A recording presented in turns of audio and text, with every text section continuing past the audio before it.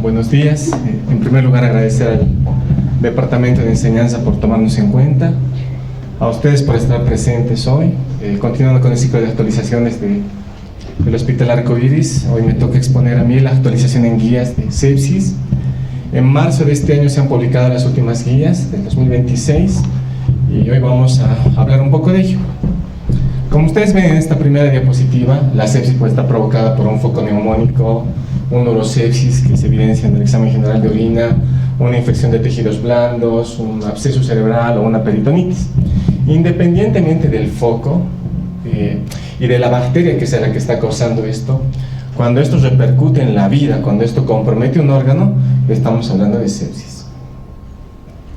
Esto es un recuento corto sobre la historia, ¿no? Se dice que 750 años antes de Cristo, en la Ilíada escrita por Homero, ya se habla del término sepsis. Sepsis viene de una palabra griega, sipsi, que significa putrefacción. Entonces ya se mencionaba que estas heridas, principalmente que estaban contaminadas, mostraban un daño severo. Las personas que tenían mayor compromiso fallecían. En 1800 Pasteur indica que sí, hay putrefacción, pero esta putrefacción está condicionada por bacterias, por gérmenes. En 1913 Osler indica que sí, hay bacterias, pero lo que mata a las personas es la respuesta del organismo. El 14 es cuando Schott-Müller, un alemán, da la primera definición de sepsis y dice: la sepsis es una respuesta inflamatoria generalizada por una infección que condiciona un daño orgánico. Y a partir del 92 se realiza la primera conferencia llamada la Sepsis 1, dada por la Sociedad de Medicina Crítica de los Estados Unidos, donde se dan las primeras definiciones, que son las que alguna vez ustedes han debido escuchar: SIRS, sepsis, shock séptico, falla multiorgánica.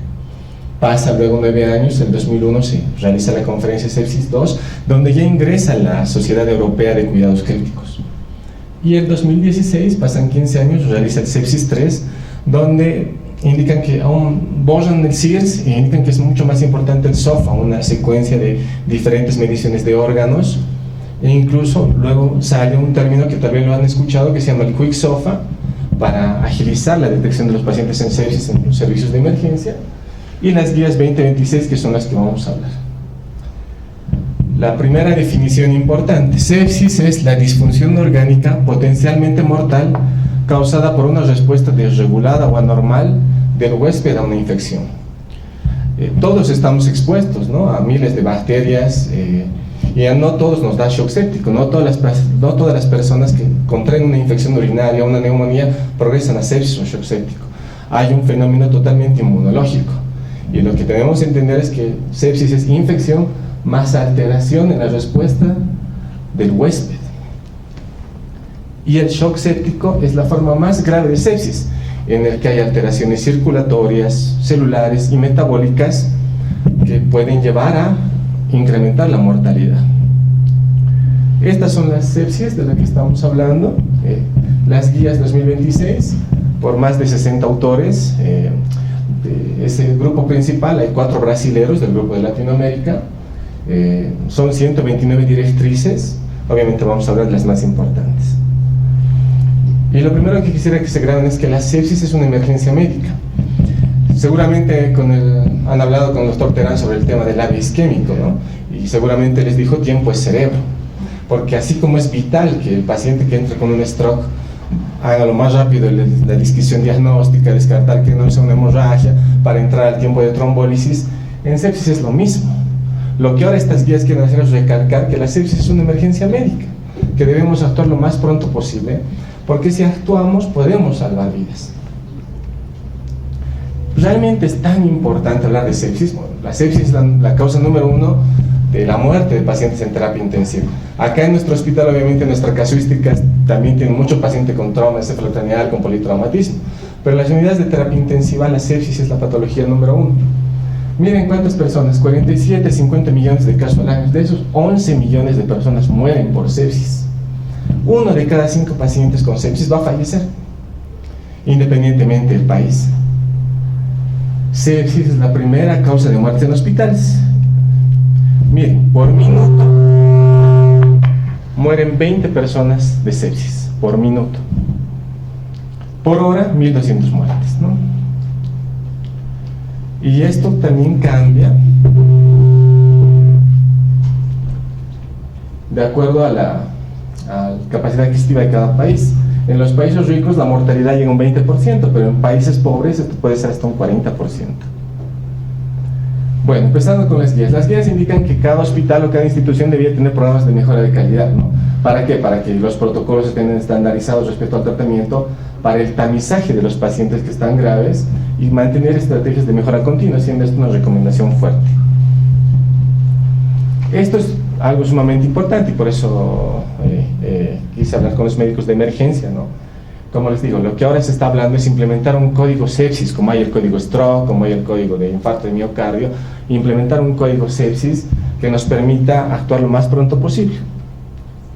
Esto es importante, sí. En un estudio del Journal Clinical Medicine mostraba en estos hospitales, bueno, en este hospital se implementó, esta es la activación del código sepsis, las barras negras, y en la medida que incrementó la implementación del código sepsis, disminuyó la mortalidad. Obviamente con un ligero incremento del pico el 21-22 por el COVID, pero si ven, mientras más activan el protocolo sepsis, va bajando la mortalidad. Y no solo la mortalidad, también el porcentaje de días de internación, tanto en terapia intensiva como en una sala. Entonces, sí, implementar un código sepsis repercute en los resultados.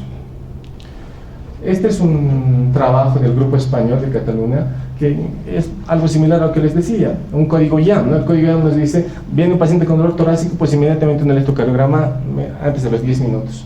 Si hay elevación del ST, buscar que entre a coronografía lo más pronto posible y luego a la unidad de coronario. En sepsis nos dice lo mismo. Bueno, viene un paciente con sospecha de infección, está taquicárdico, está taquipnéico, está con fiebre, les menciona que tiene diarrea, que está con tos. Ustedes hacen la sospecha de que ese paciente está séptico, pues inmediatamente hacer la evaluación clínica. Está hipotenso, está taquicárdico, desatura, valorar si hay fracaso orgánico de perfusión y en la primera hora, que eso lo van a hacer en el servicio de emergencias, tomar los cultivos, iniciar el antibiótico dentro de la primera hora. Y si hay shock y hipovolemia, pues realizar la carga de líquidos y iniciar noradrenalina en emergencias. Y obviamente ingresar a la unidad de terapia intensiva. Algo que ha cambiado en estas guías, que es sumamente importante, les decía, ¿no? Antes hablábamos de que el QSOFA o el QSOFA era lo que estaba de moda. Estos son 3 parámetros: hipotensión, el estado neurológico con un Glasgow menor a 13 o una taquipnea mayor a 22. Si uno tenía 2 de esos parámetros, ya estaba alerta, decía, este paciente tiene un QSOFA de 2 puntos, alto riesgo. Pero esto es pues bastante inespecífico, bastante poco sensible, porque ustedes pueden ver un paciente con TEP o un paciente incluso HI que mencionamos, puede venir hiperventilando y puede venir con deterioro neurológico. Entonces las guías nos dicen, a partir de ahora es mejor que ustedes tomen en cuenta el NEWS2, la escala de detección de alerta temprana, más que el QSOFA para poder determinar si un paciente inicialmente tiene sepsis. El NEWS tiene mayor sensibilidad y mayor especificidad. Y el NEWS es un score que toma en cuenta, ustedes entran a una calculadora en su celular y pueden fácilmente sacar su score NEWS2, que toma en cuenta los mismos parámetros: frecuencias respiratorias, saturación de oxígeno, e incluso saturación si es un paciente crónico, frecuencia cardíaca, nivel de conciencia, temperatura, van dando el puntaje. Y si tiene un puntaje de 3 a 4 ya es un paciente de riesgo, ya es un paciente que, este paciente tiene algo. Y si es un paciente que tiene más de 6 puntos, ese paciente tiene que entrar a terapia intensiva. O cualquiera de estos parámetros que tenga solo 3 puntos. Por ejemplo, si el paciente tiene una frecuencia respiratoria de más de 25, alerta, paciente grave. O si ese paciente tiene una frecuencia cardíaca menos de 40 o más de 130, alerta, ese paciente requiere control estricto en emergencias. Biomarcadores y pruebas diagnósticas, ¿no? La sepsis no se diagnostica por procalcitonina, no se diagnostica por PCR, la sepsis no se diagnostica por el valor de leucocitos. La sepsis es un diagnóstico clínico. Y lo que la guía nos dice es tomar hemocultivos, que es algo que en lo que veo en nuestro servicio aún no se hace. Tomar hemocultivos lo antes posible, idealmente antes de los antibióticos. Esto estamos hablando de emergencias. Que el paciente llegue, sospechamos, listo, tomar hemocultivos e inmediatamente iniciar el antibiótico. Lamentablemente los hemocultivos solo son positivos en un 10 a 20% de los casos. Y no debemos retrasar el inicio del tratamiento antibiótico por la toma del hemocultivo. El lactato sigue siendo un parámetro sumamente importante porque es un marcador de hipoperfusión y también un predictor de mortalidad. Ustedes ven un lactato en una gasometría más de 4, pues ya ese paciente está grave, ¿no? El valor normal es menor a 2. De 2 a 4, pues ya es un paciente que nos llama la atención, pero un lactato mayor a 4 es un paciente con alto riesgo. algo que recalco, la sepsis es un diagnóstico clínico y todos ustedes, todos nosotros somos capaces de poder diagnosticar sepsis en un paciente. Los líquidos, ¿no? Algo que es sumamente importante y es algo que yo veo frecuentemente en las unidades donde trabajo. A veces hay mucho temor a la hora de reanimación. Entra un paciente hipotenso y le hacen una carga de 300, de 500, porque ¿qué es lo que indican? No, es que se puede encharcar, se puede sobrecargar, o el paciente tiene problemas del corazón, o es mayor. No, ese paciente está totalmente deshidratado. Si está séptico, requiere líquidos. Y lo que la guía nos indica es que la reanimación debe comenzar de inmediato. Y la indicación es específica. La indicación de la guía dice administrar 30 ml kilogramo de cristaloides en las primeras 3 horas. ¿Qué quiere decir? Es que si un paciente pesa 70 kilos, dar 2 litros y 100 ml en las primeras 3 horas. A veces, si un paciente pesa 50 kilos, pues dar 1500 en las primeras 3 horas. No tiene que haber el temor de encharcar, de que si es cardiópata. Obviamente, esta no es una receta de cocina, no se puede aplicar indiscriminadamente. Es una orientación. Pero es preferible en estos casos ser agresivo con la reanimación inicial. Requiere reevaluación constante y obviamente si es un paciente obeso con un índice de masa corporal mayor a 30, se debe ajustar al peso ideal que debería tener. Este estudio, que fue el que dio esta indicación de mayor peso, en estos pacientes se ha usado la dosis de carga de 30 ml kilo peso y si ven, ha disminuido la mortalidad, ha disminuido el tiempo de estadía en UTI, ha disminuido el porcentaje de hipotensión, ha disminuido la admisión a UTI. Sí, no ha tenido repercusión en cuanto a la intubación. Pero lo más interesante de este estudio es que indica, miren, pacientes renales pacientes con enfermedad renal crónica, paciente con falla cardíaca, paciente anciano, paciente obeso, en todos ellos han hecho la carga. Y en todos ellos han disminuido la mortalidad. No quiero decir con esto que a todo cardiópata, a todo renal le hagan, como les digo, no es una receta, pero voy a no tener tanto temor a la carga inicial. Entonces, la guía nos dice 30 ml kilogramo peso en las primeras 3 horas, y ustedes saben que las primeras horas el paciente está en emergencia. Vasopresores. Iniciar vasopresores. En sepsis, si pese a líquidos persiste la hipotensión, iniciar noradrenalina. Este es el manejo inicial. Por eso recalco que la mayoría de esto se va a hacer en emergencias.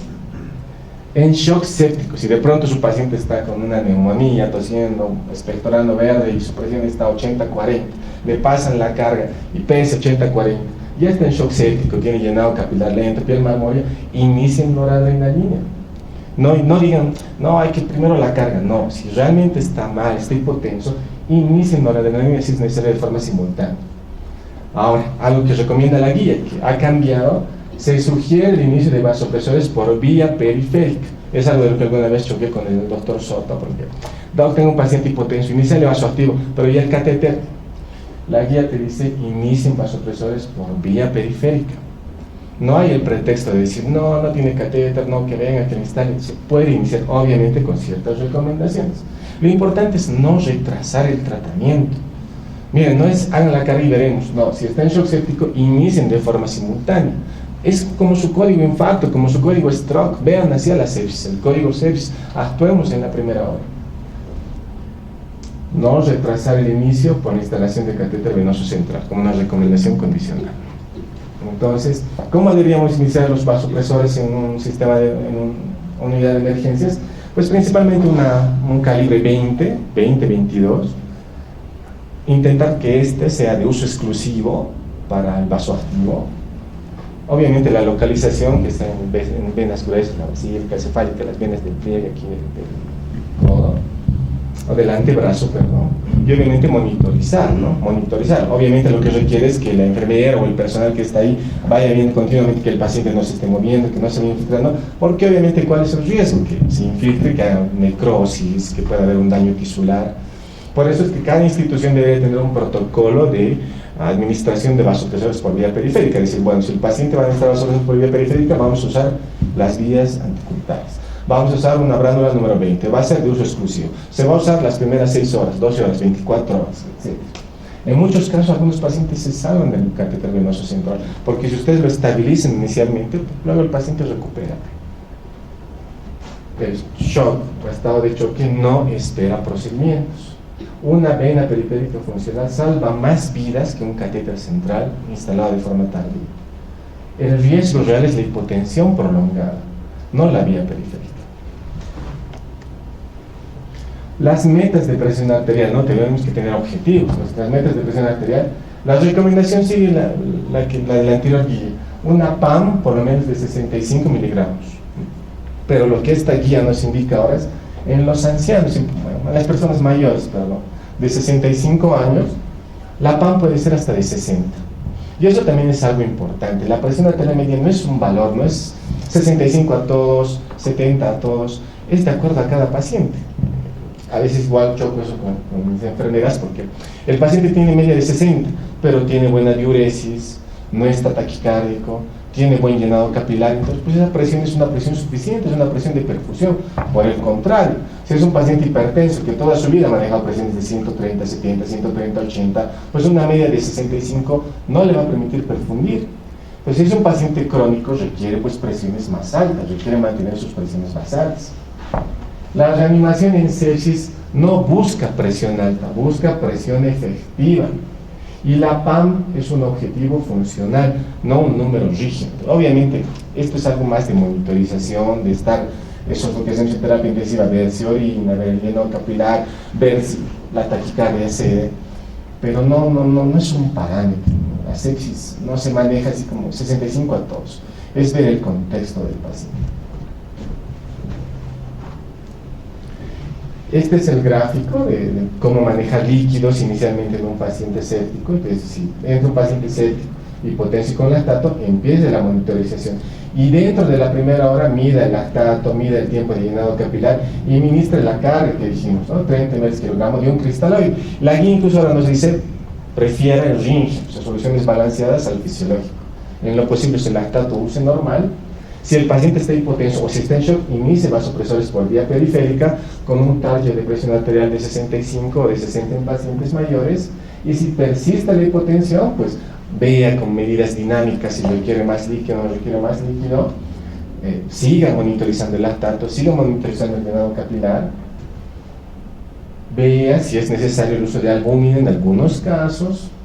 Y bueno, asociar a hidrocortisona o un segundo vasoactivo, seguramente esto ya será una unidad de mayor cuidado. Infección, como saben, para hablar de sepsis o shock séptico, pues tenemos que hablar de infección, no va a haber sepsis sin infección. Para adultos con shock séptico se recomienda administrar el antibiótico idealmente dentro de la primera hora de reconocimiento. ¿Cuántas veces han visto eso ustedes en emergencia? Ahora lo importante, ¿ustedes creen que es tan difícil para el médico de emergencia poder indicar un antibiótico?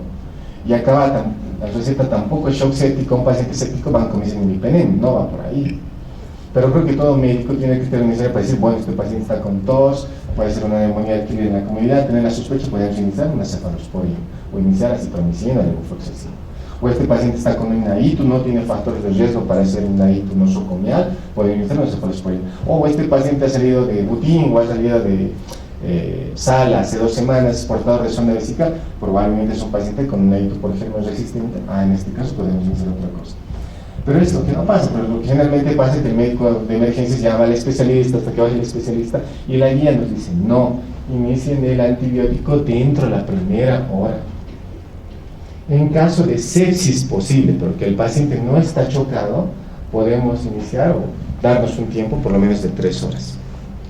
Pues nuevamente este es de un grupo español y este es de un grupo americano.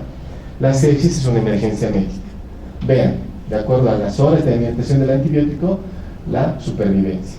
Si iniciaban dentro de la primera hora, pues la tasa de supervivencia era casi de un 80%. Pero en la medida que demoraban el antibiótico, miren, a las 6 horas de 80 bajaba a 40. Entonces es vital iniciar antibióticos lo más pronto posible. Y acá lo mismo, tiempo de administración de antibióticos, mientras más tardamos, mayor la mortalidad. ¿Necesitamos guiar la terapia por biomarcadores? No, la procalcitonina no debe retrasar el inicio del tratamiento. La principal utilidad de la procalcitonina es verificar, va a ir el curso, ¿no? Si iniciamos con la procalcitonina alta y va bajando, quiere decir que el paciente está respondiendo, y también ver la posibilidad de escalar, de retirar el antibiótico. La sepsis es un diagnóstico clínico. Y recalco, ¿no? Imagínense, mueren más personas por sepsis que por las otras patologías. Entonces, realmente, si sabemos que es la patología que más mata, sería vital aprender a manejarla adecuadamente de forma inicial. El control de foco, ¿no? Que esto realmente depende mucho de la coordinación. Yo puedo tener un paciente que ha empezado por un accidente y tiene severas lesiones que están infectadas, pero eso hay que hablarlo con el cirujano, hay que hablarlo con el traumatólogo, hay que hablarlo para intentar que ingresen al control de foco lo más pronto posible. Lo mismo un absceso cerebral, yo le puedo dar vancomicina, metronidazol, etc., pero si no se drena, el paciente no va a mejorar. Y en una peritonitis, lo mismo, pueden darle imipenem, pueden darle metronidazol, pueden darle fluconazol, pero si no lavan, si no liberan, si no limpian la peritonitis, el paciente no va a mejorar. Entonces el control de foco es vital, y la guía dice, hagan el control de foco idealmente dentro de las 6 primeras horas. Obviamente identificar el control, será un derrame, será un empiema, será el catéter, será tejidos. Definir la intervención, necesitará cirugía, drenaje, y coordinar de forma urgente, como les digo, con el cirujano. El control del foco dentro de las 6 horas si es posible. Sin control de foco, la sepsis va a progresar. El foco es el motor de la sepsis. Mientras exista, el paciente va a seguir empeorando. Y no tratar el foco es tratar el paciente a medias. Cobertura empírica de gérmenes multiresistentes. En caso de infección por un germen multidrogo resistente, sugerimos el uso de terapia antibiótica con cobertura empírica para este tipo de gérmenes, ¿no? ¿Qué pacientes podrían tener multidrogos resistencia? Pacientes con hospitalización prolongada, antibióticos recientes, colonización previa útil. Hay un paciente en UTIN que está internado con un síndrome, un megacolon tóxico incluso, ¿no? Por Clostridium. Entonces, ese paciente estaba internado mucho tiempo en otro lado. Entonces, la anamnesis y la clínica nos guían. Paciente que estaba en terapia intensiva, ya recibe por un TEC y a las 2 semanas vuelve, puede ser un paciente por gérmenes multidrogos resistentes. Muchas abuelitas que tienen infecciones urinarias o repetición, ya, constantemente. Y les dicen ellos, ya doctor, de forma crónica me sale el ego patológico. Probablemente esa paciente está colonizada. Pero el antibiótico correcto no es el más amplio, porque la medicina sería muy fácil si fuera a dar a todos imipenem, vancomicina, y al tercer día que llegan los cultivos de escala, no habría pues ningún tipo de criterio y disquisición. El antibiótico correcto no es el más amplio.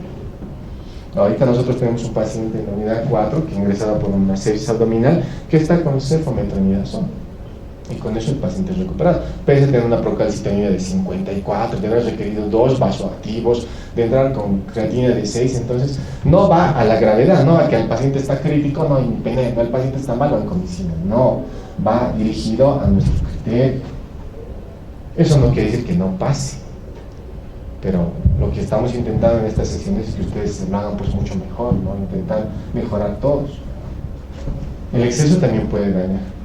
Y la epidemiología guía mejor que la intuición, porque si yo sé que en mi hospital o si yo sé que en mi terapia es muy frecuente las infecciones por Baumann, por Acinetobacter o por Pseudomonas, o sé que realmente a mí me preocupa un poco porque estos últimos 2 años he visto un incremento, ¿no?, de infecciones por Clostridium, que antes no lo vi. La verdad, trabajo más de 10 años en el hospital y estos 2 años he visto muchos más casos de Clostridium.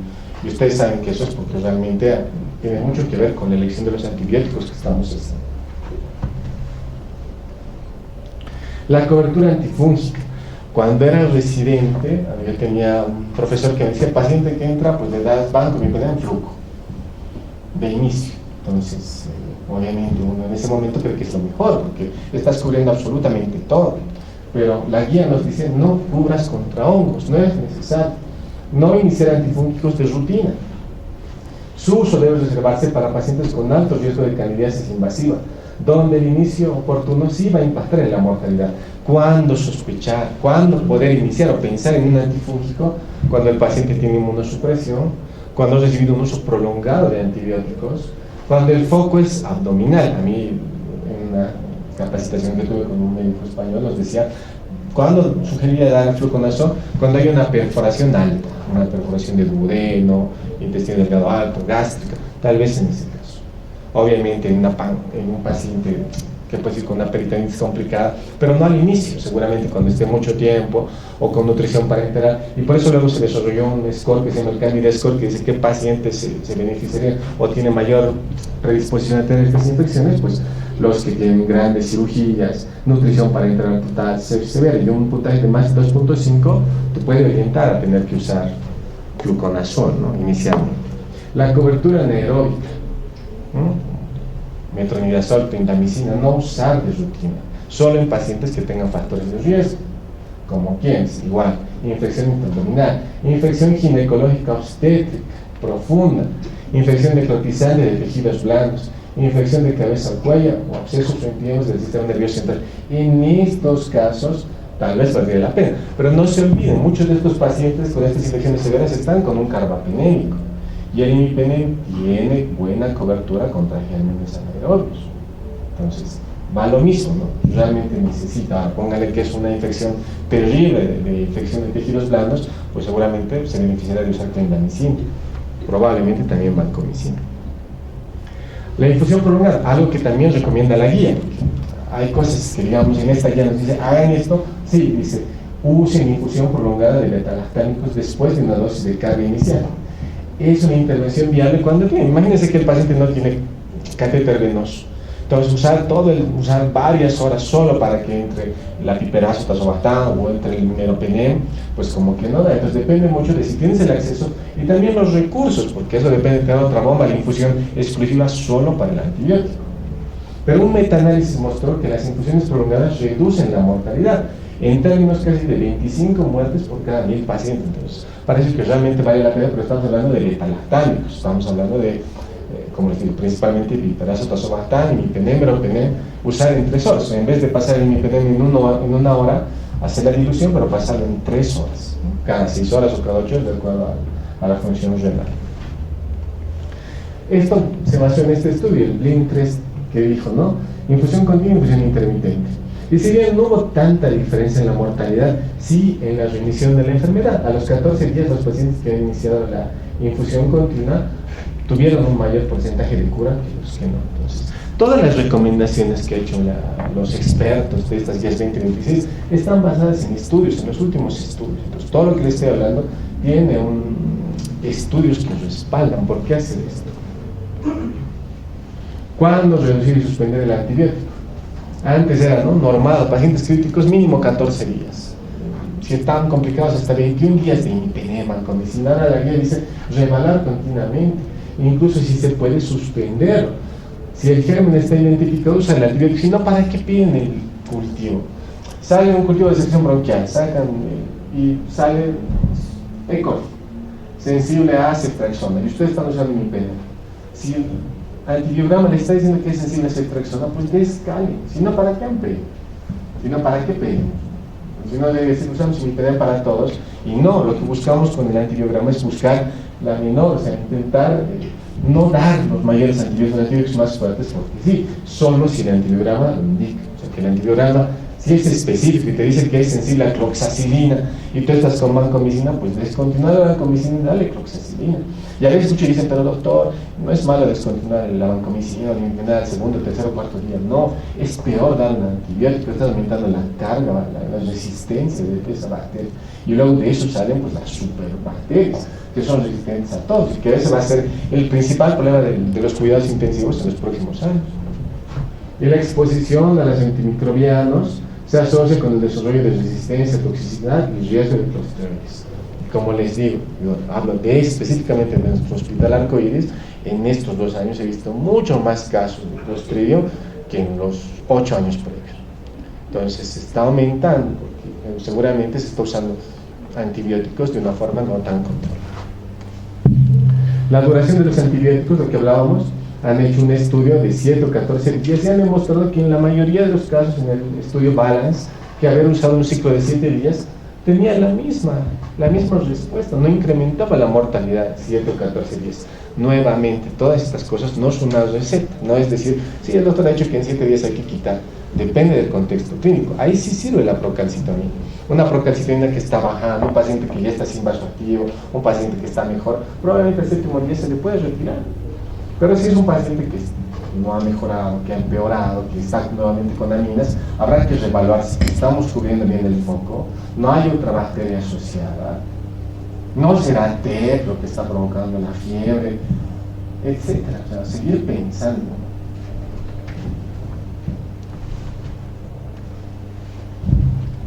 El manejo hemodinámico, ¿no? La estrategia de líquidos. Después de la eliminación inicial, después de haber pasado los 30 ml kilogramo peso que hablamos, se sugiere usar estrategias de respuesta dinámica.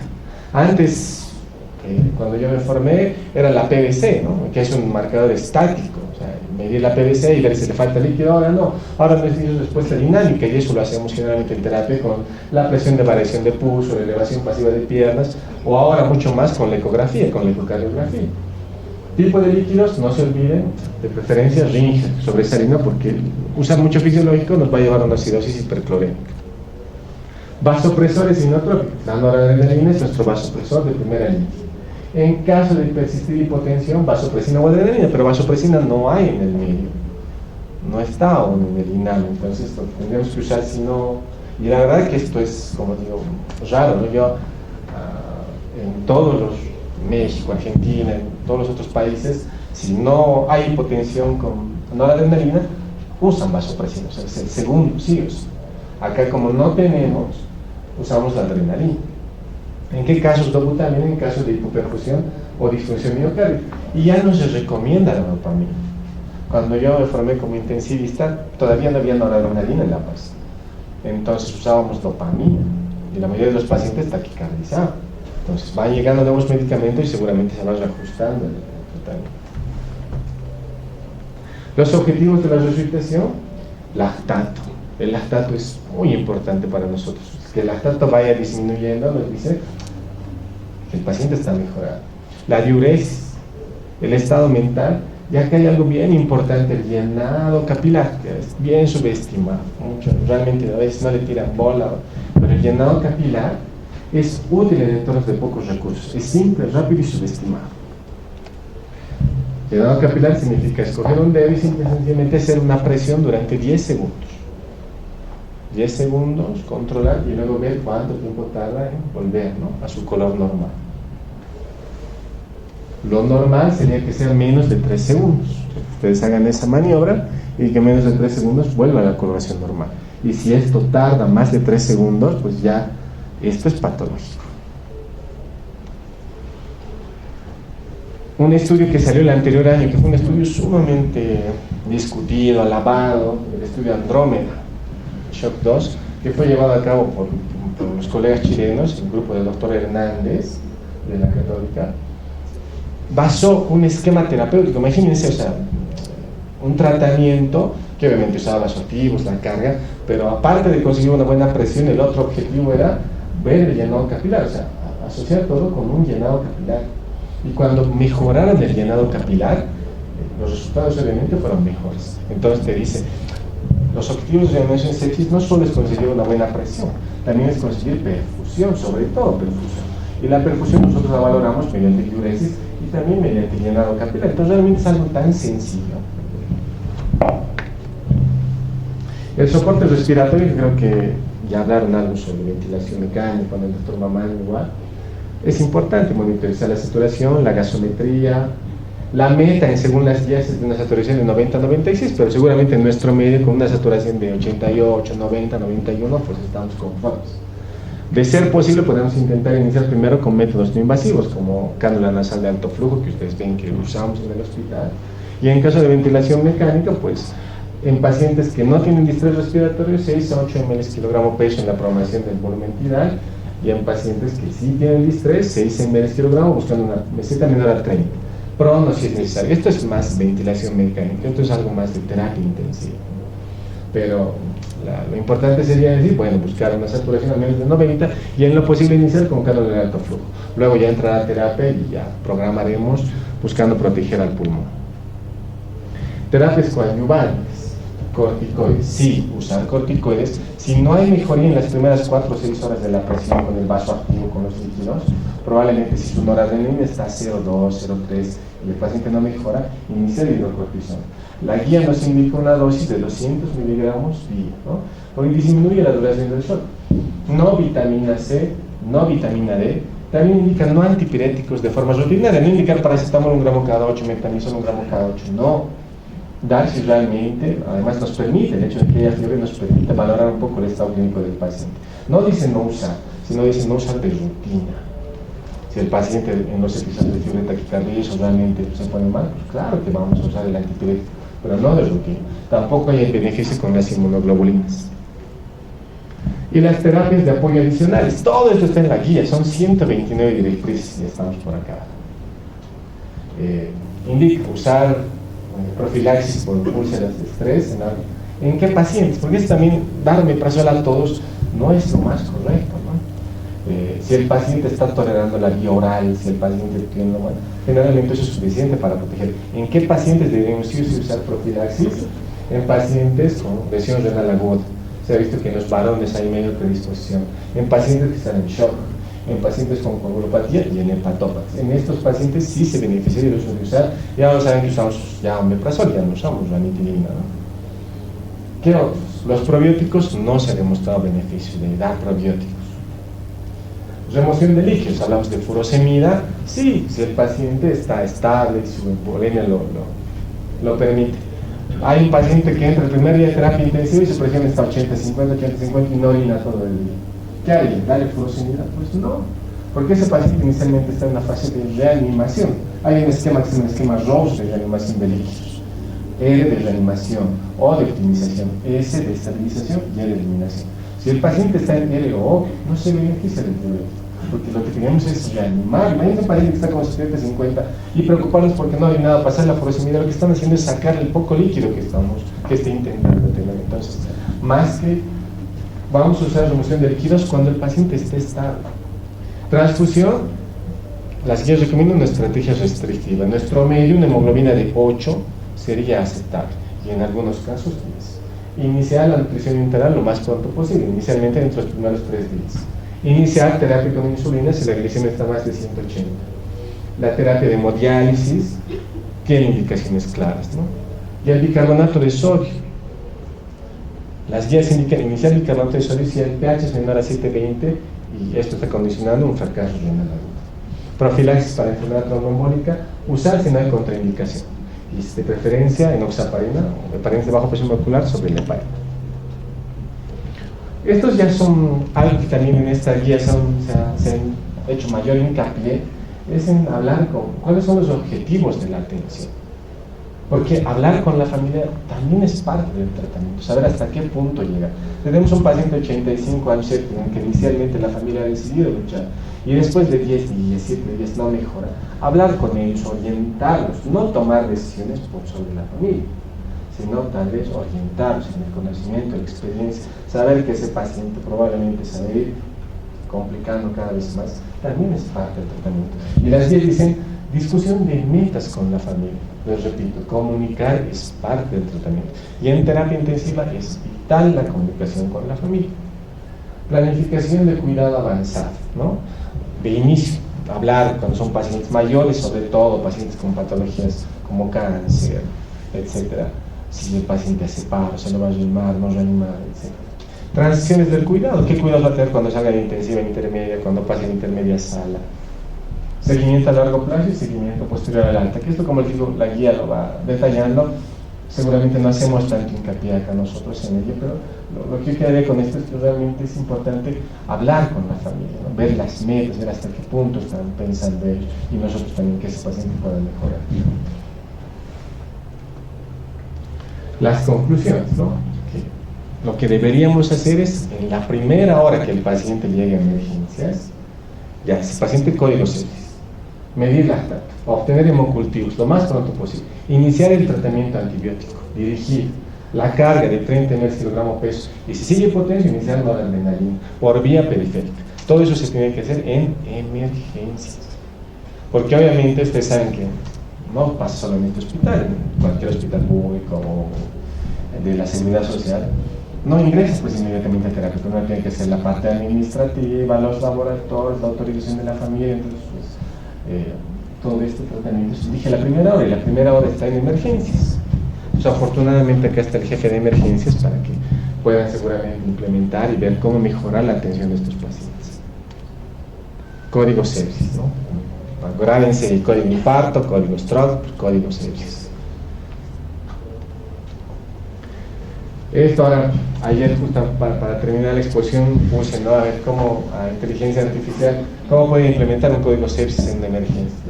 Te da todo, te dice, llega el paciente, tiene datos de sospecha de infección, tiene ciertos síntomas, está hipotenso, taquipnéico, tiene oliguria, activamos el código sepsis que implica avisar al equipo, al médico, a la enfermera, iniciar el bundle, ¿no? El paquete de la primera hora que hemos hablado, hemocultivo, antibiótico, la carga de 30 ml, la evaluación clínica, mejora, si no mejora, sospecha de shock séptico, nueva carga, iniciar la supresor, luego ingresar a UTI. Checklist para ver si realmente lo estamos haciendo, ¿no? ¿Cuándo se ha realizado? ¿Cuánto tiempo tardado? ¿Se ha hecho lactato? ¿Se ha hecho hemocultivo? ¿Se han iniciado antibióticos?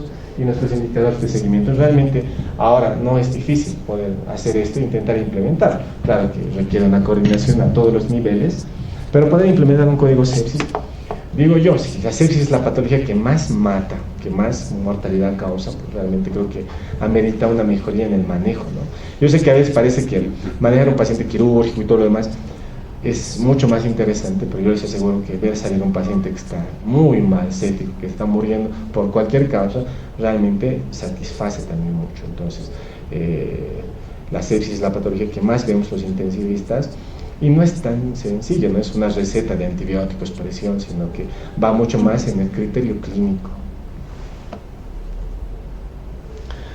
A partir del 2012, o sea, se dice que el 13 de septiembre es el día de la sepsis. Entonces, cada 13 de septiembre se ha hecho el Día Mundial de la Sepsis a nivel mundial para justamente concientizar y decir, esta patología mata mucho. Entonces, el 13 de septiembre se intenta hacer actividades en todos los países para recalcar que la sepsis requiere un mejor manejo de nuestra parte. Entonces, bueno, eso sería. Gracias por su atención.